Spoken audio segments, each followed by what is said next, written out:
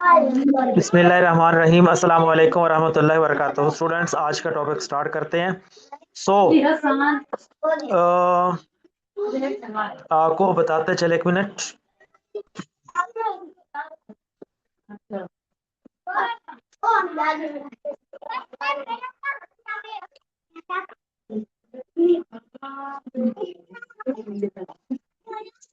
तो ये आप देख सकते हैं जी, बहुत ही इंपॉर्टेंट टॉपिक है। इसको अगले हम 3-4 दिनों में इंशाल्लाह कवर करने की कोशिश करेंगे। सो टॉपिक क्या है जी, आप देख सकते हैं ये जरा गौर से। ऑक्सफोर्ड क्लियर रिव्यू आर्टिकल है, bridging artificial intelligence and biological sciences, जिसे बायो इंफॉर्मेटिक्स कहते हैं। A comprehensive review of large language models in bio informatics. Clear, ये आप राइटर्स देख सकते हैं। सो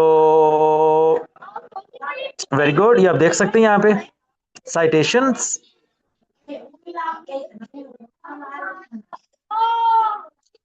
सो abstract large language models, LLMs, large language models representing a breakthrough advancement in artificial intelligence।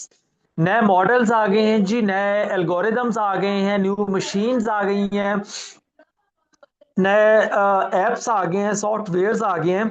तो उनको हम कहते हैं large language models representing a breakthrough advancement in artificial intelligence। जब भी हम आर्टिफिशियल इंटेलिजेंस की बात करेंगे तो उसका मतलब है ऑटोमेशन, और साथ में हम कहेंगे लेटेस्ट एडिशंस होने चाहिए हमारे पास। representing a breakthrough advancement in artificial intelligence have demonstrated substantial application value and development potential in bioinformatics research, particularly showing significant progress in the processing and analysis of complex biological data। Clear.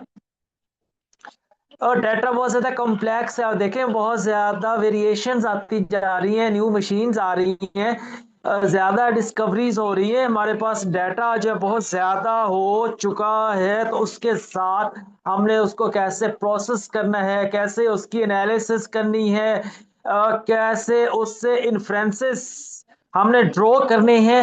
सो ये भी बहुत ज़्यादा जो है वो बढ़ते जा रहे हैं, और इसके लिए भी जो बेसिक रिक्वायरमेंट है that is artificial intelligence, large language models. This comprehensive review systematically examines the development and applications of LLMs in bioinformatics, with particular emphasis on their advancement in protein and nucleic acid structure predictions, omics analysis, drug design and screening, and biomedical literature mining. Clear?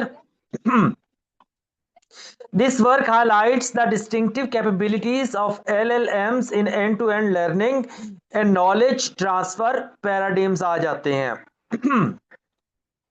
Additionally, this paper thoroughly discusses the major challenges confronting LLMs in current applications, including key issues such as model interpretability and data bias। data bias भी आ जाता है जी, ये बाद में आपको बताएंगे data बायस क्या होता है। अभी बता दूं, आपने सुना होगा कि डीएनए का स्ट्रक्चर जब वो 1953 में अनवेल हुआ था, सो उसके पीछे एक पूरी स्टोरी थी, चोरी हुए डाटा। सो इसलिए यहाँ पे हमारे पास ना बहुत ज्यादा कन्फ्रंट्रेशंस मौजूद होती हैं, and provide insights and recommendations for future research directions, thereby positioning LLMs as essential tool in bioinformatics research and fostering innovative developments in the biomedical field।